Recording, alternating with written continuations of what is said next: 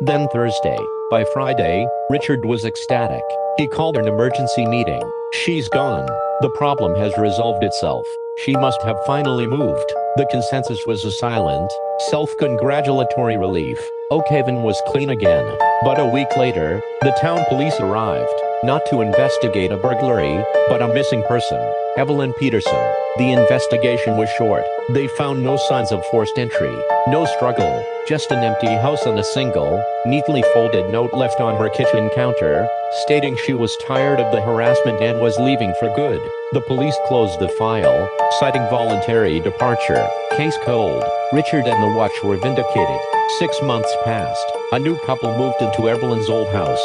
While ripping up the warped laminate flooring in the garage, the husband found a small, rusted tin box tucked into the subfloor. Inside was a ledger, bound in cheap imitation leather. It wasn't Evelyn's diary. It was a meticulous, handwritten log of the initial crimes that had scared Oakhaven into submission: the mail theft, the broken garage door. Each entry was detailed with times, methods, and receipts for stolen goods.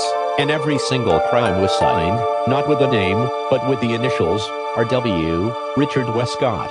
The final page, however, was chillingly simple. It wasn't about theft. It was a single, clean line of text. EP. Project complete. Control established. Evelyn Peterson hadn't been the victim of the crimes. She had been the goal of the neighborhood watch.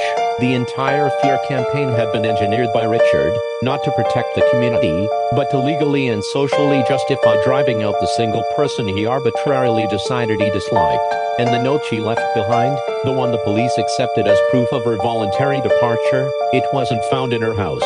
It was found, still damp, folded and pressed into the ledger. Richard had simply written her ending for her, sealing her silence with the manufactured proof of her own failure to belong.